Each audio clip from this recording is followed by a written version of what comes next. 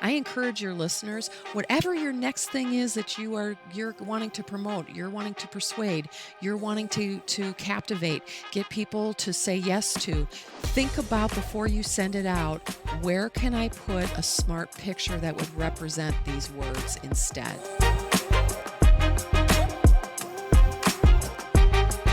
Today on Strategy Shorts, I'm joined by another one of my American friends, Theresa Rose. And Theresa, I know you've got a lot going on in your professional universe right now. So rather than me making a bit of a mess of trying to describe what you do, why don't you go ahead and introduce yourself and what you're doing in the business world right now? Absolutely. Well, thank you for having me on your show. I appreciate it very, very much.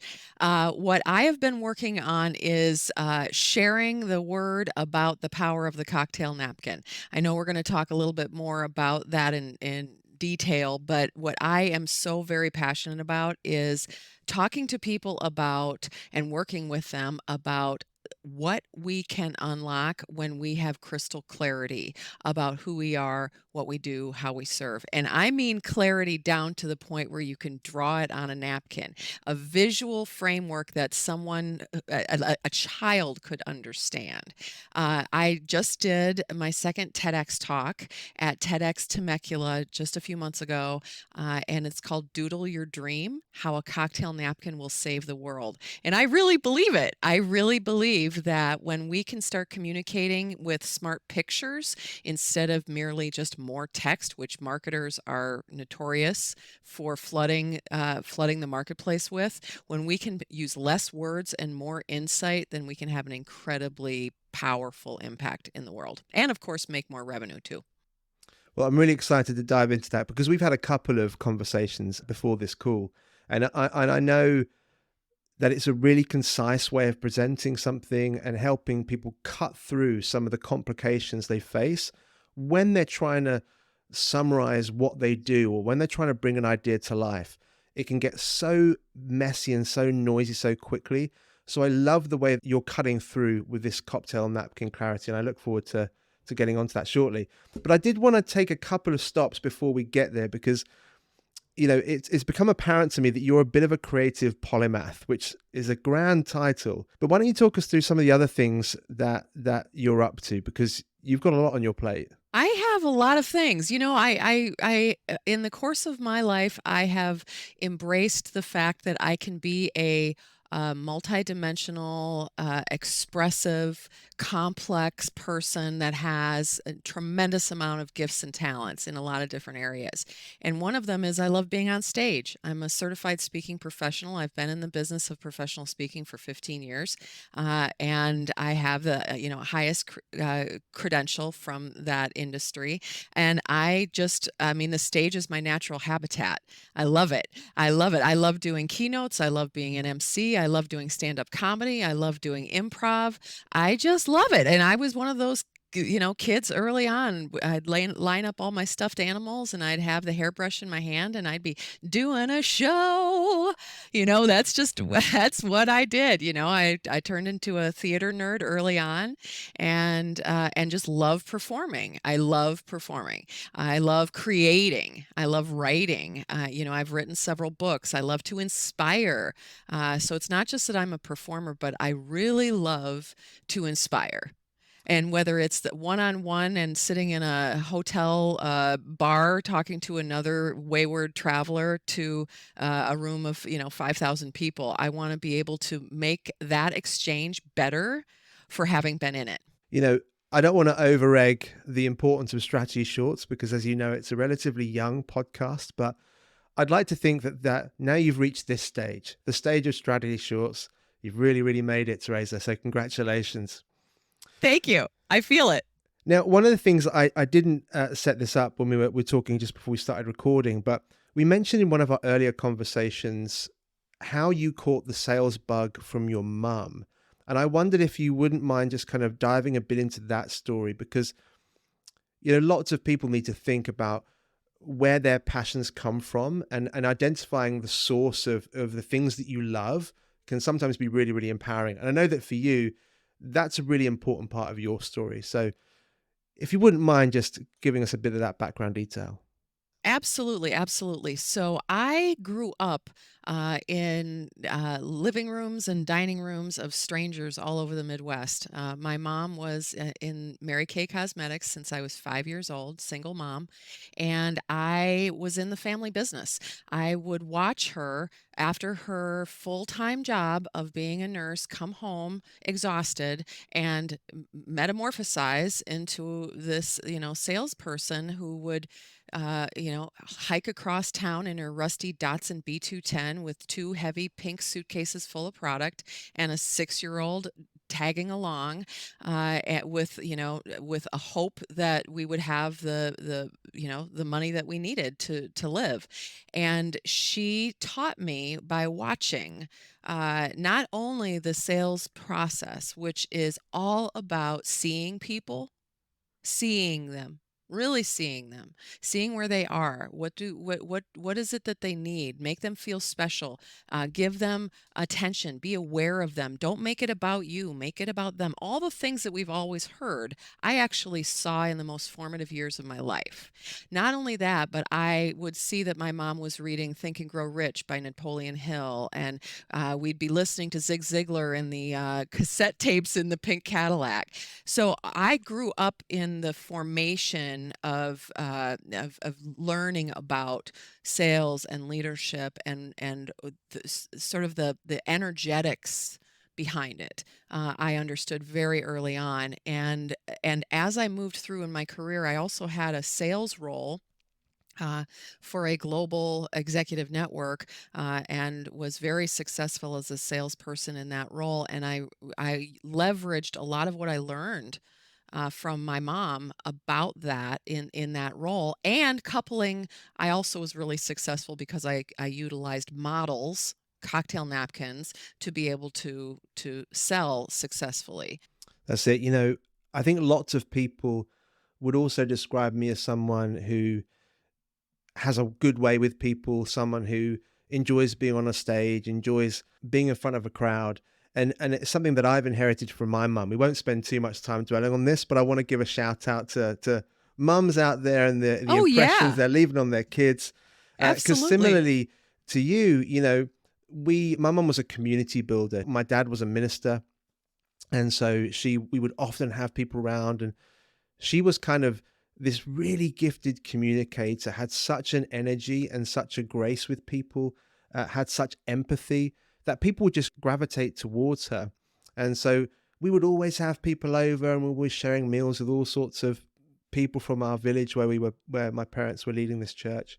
And you know what? I just absorbed all of that kind of energy. And I think lots of people see my mum reflected in me in the way that I kind of show up to things today. So shout out to all the mums out there. But unfortunately, mums, we are now going to put you to one side because we've got to get down to business. We've mentioned the cocktail napkin quite a few times now. So before you dive into some of the details around that, just give us a headline around who you're really speaking to with this framework. Like, who is your target audience, the person that you really want to inspire with this approach today?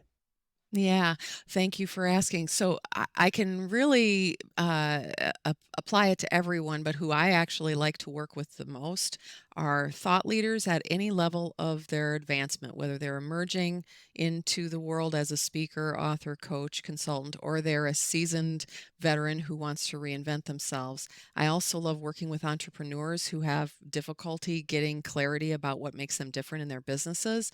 And finally, I love to work, really love to work with executives who are currently in a position, they've given all of their brilliance, their mind, their body, their spirit, their time to an organization, and they don't want to do that anymore, but they're not ready to leave. So they want to create a runway to create their own brand. Because they've given everything to the company, they don't really have a brand to stand on.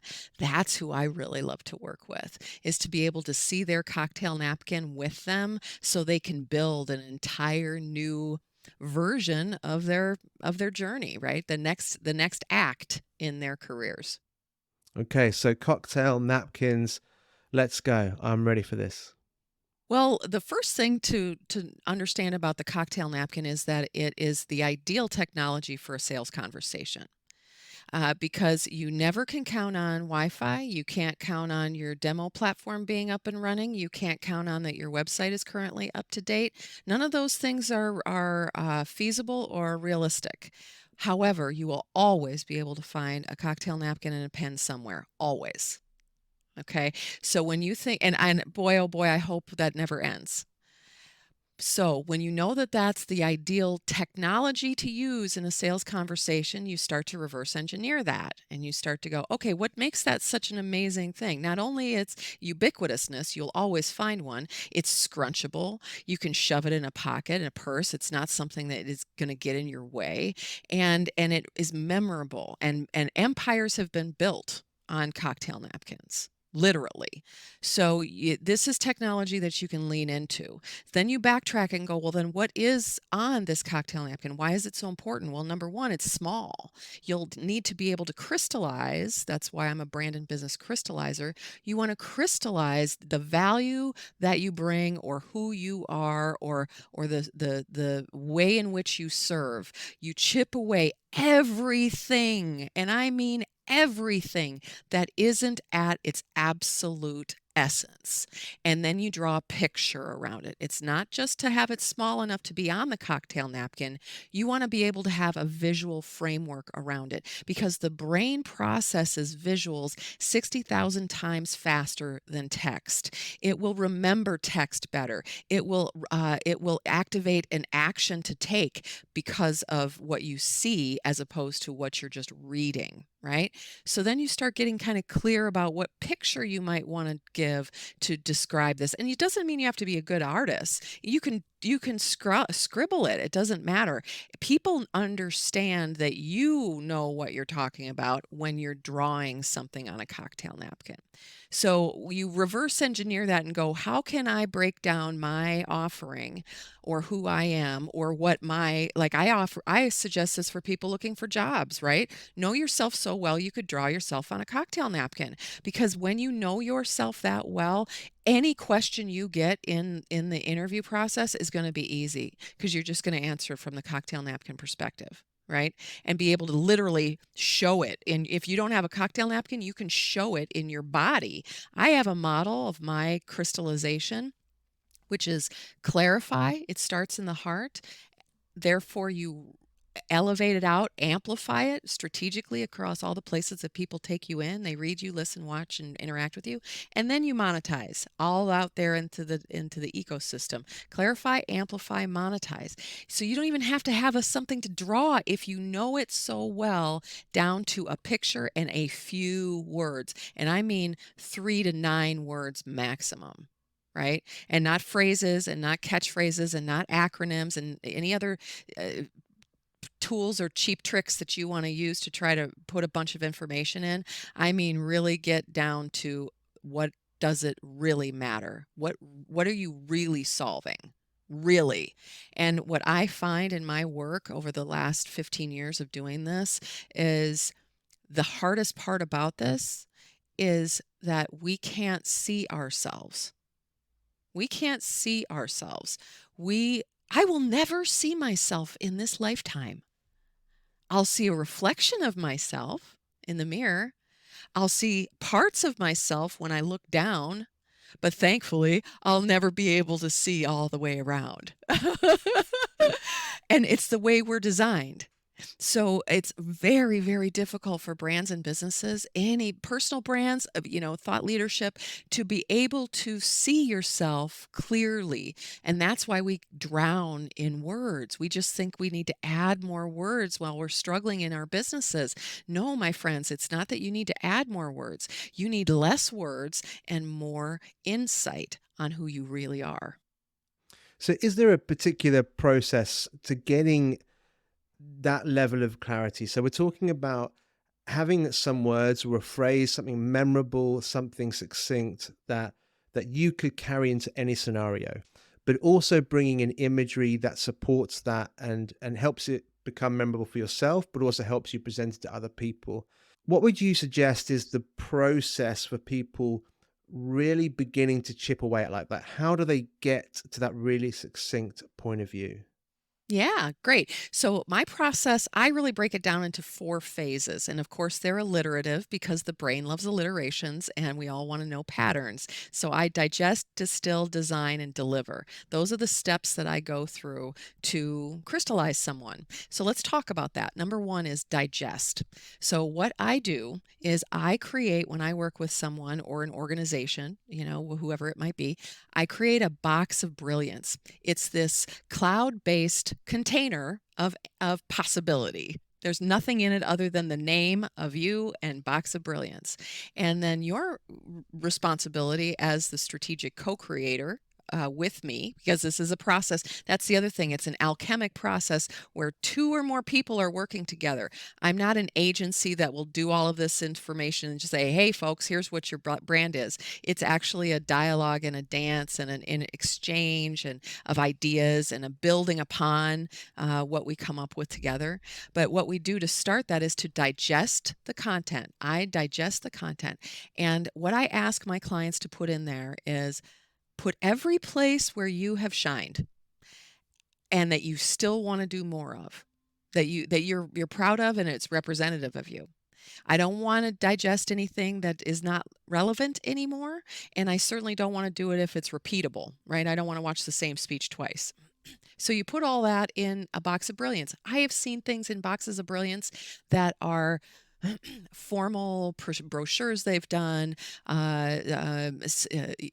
copies of speeches that they've done, podcast interviews that they've made, articles they've written, even their homemade notes in their notebook. If they've never done any content at all, and they just have notebooks of what they want to share with the world, their writings, their musings, their half-baked ideas and thought salad and word spaghetti, whatever it is. It doesn't have to be pretty. I don't care. I'm not looking for pretty. I'm looking for brilliance. Those are 2 different things. So you put everything that you think represents you into a box, okay? And then so you're really distilling it down so you have an inventory of your brilliance. And then what I recommend while I'm doing that digesting process is I get rid of every other distraction around me. I make sure that I feel good, literally, physically, mentally, emotionally, and spiritually well. And I open up this box of brilliance of this person. Okay. And I sink into my heart and I think about the person that I'm looking at through their box of brilliance. And I think about how they want to have meaning in their lives and what they want to do to make a difference. And when I'm then in their box of brilliance, I do the next step, distill. I read it all and watch it all and listen to it all. And I don't scroll it. I don't skip through it. I don't multitask and do other things instead of it. I actually give them my full undivided attention. And I'm telling you right now, that is a rarity indeed in this world, that someone would actually read your book and listen to the entire podcast interviews and watch all of the video up until number 60 minutes, right? Doesn't happen. It's the level of awareness and presence that unlocks the magic. So that when I'm doing that and I'm listening to that, I'm not listening for all the things that are wrong. I'm listening for all the things that are right. And what will happen is I will feel it. I will see it. I will notice it. You know when someone lights up. You know when someone cares about what they're saying or not. And I will distill that down. And then I'll have my dry erase board, my little mobile dry erase board, which is my second favorite piece of technology, second only to the cocktail napkin. And I distill down what I'm really seeing and feeling. And I merge that then to step number 3. I design a 3-dimensional model that will weave in the best and biggest and most strategically relevant and valuable to the marketplace items into a solid foundation. And that framework that I create is unique to everyone because I've learned about them. I've studied them. I know that they went skiing and they love mountaintops and they whatever it is that might be their jam. I've learned about them so that I can craft a visual model that represents them from their hearts. That's really who they are. Because when these people then get this crystallized model, this cocktail napkin of their brilliance as we work together and do that together, they are starting that process from their hearts. They are clarifying their brilliance with something that chips away everything, everything, everything, but the absolute essence. And it really takes someone to see your content, right? To really see it, to be able to recognize where you light up in it. It's not an intellectual exercise solely, it's more of an energetic exercise. Okay, so we've got this kind of destination point, which is the cocktail napkin clarity, and we've got a way to get there, which is this process that you work with people on. But for people who are listening to this episode, something that they could think through on their journey to getting towards that clarity is to digest, to kind of pull together all the things that light you up, that make you you, distill that down into some of the what are the core things that are real drivers for you, the places where the lights really turn on. And then you begin to design that down and begin to bring some shape to it that brings in the best elements. And then the last stage in that journey is delivering that and then bringing it out to the world. Well, actually, there's one step before bringing it out into the world, which is deliver it with another person and play with it a little bit. Find an accountability partner or someone who's going to be your strategic foil, who's going to be your counterpart to deliver that cocktail napkin to, and really kind of massage it and figure out, is that the right way, and is that exactly the way I want it to be, and build upon, because when you have two or more people coming together in that creative process, that is, to me, where the real magic comes from. And then you can deliver it out into the world once you've gotten some feedback from somebody strategically that you really trust and can lean into their insights.